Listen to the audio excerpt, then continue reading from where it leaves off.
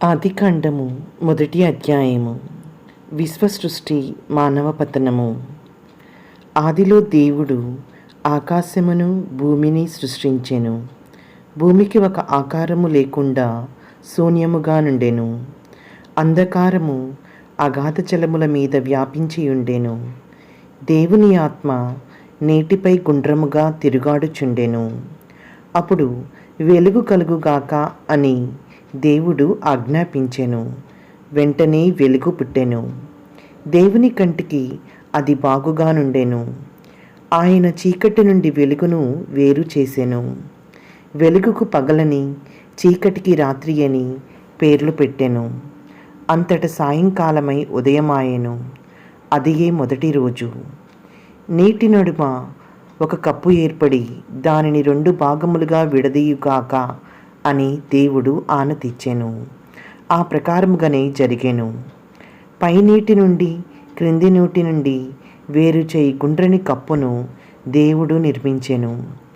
ఆయన ఆ గుండ్రని కప్పునకు ఆకాశమని పేరు పెట్టెను. అంతట సాయంకాలమై ఉదయమాయెను. అదియే 2వ రోజు. ఆరిన నేల కనపడునట్లు ఆకాశం క్రింద నిన్న నీరంతయు ఒక చోట నిలుచునుగాక అని దేవుడు ఆజ్ఞాపించెను. ఆ ప్రకారముగానే జరిగెను. ఆరిన నేలకు భూమి అని పేరు పెట్టెను. నిలిచిన నీటికి సముద్రమని పేరు పెట్టెను. దేవుని కంటికి అది బాగుగా నుండెను. పచ్చిగడ్డిని, గింజలనిచ్చు మొక్కలను, విత్తనములున్న పండ్లనిచ్చు చెట్లను, అన్ని రకముల వానిని భూమి మొలపించుగాక అని దేవుడు ఆనతించెను. ఆ ప్రకారముగానే జరిగెను. భూమి గడ్డిని, గింజలనిచ్చు మొక్కలను, విత్తనములున్న పండ్లనిచ్చు చెట్లను, అన్ని రకముల వానిని మొలిపించెను. దేవుని కంటికి అది బాగుగా నుండెను. అంతట సాయంకాలమై ఉదయమాయెను. అదియే 3వ రోజు. రాత్రి నుండి పగటిని వేరు చేయుటకు పర్వదినములను, సంవత్సరములను, ఋతువులను సూచించుటకు ఆకాశమున జ్యోతులను అవతరించుగాక.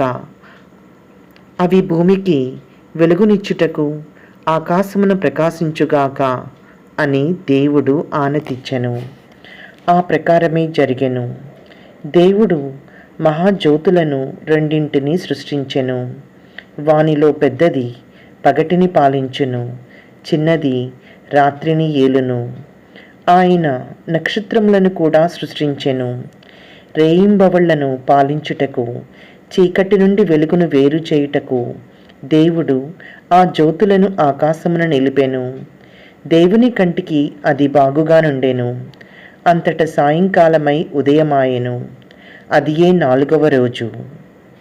జలము యందు పలు రకముల ప్రాణులు పుట్టునుగాక. భూమిపై ఆకాశమున పక్షులు ఎగురునుగాక అని దేవుడు అనెను. ఆ ప్రకారముగానే జరిగెను. దేవుడు సముద్రమునందలి మహాత్రిమింగళములను, నీటిలో పుట్టు అన్ని తరగతుల ప్రాణులను మరియు పలు రకముల పక్షులను సృజించెను. దేవుని కంటికి అది బాగుగా నుండెను.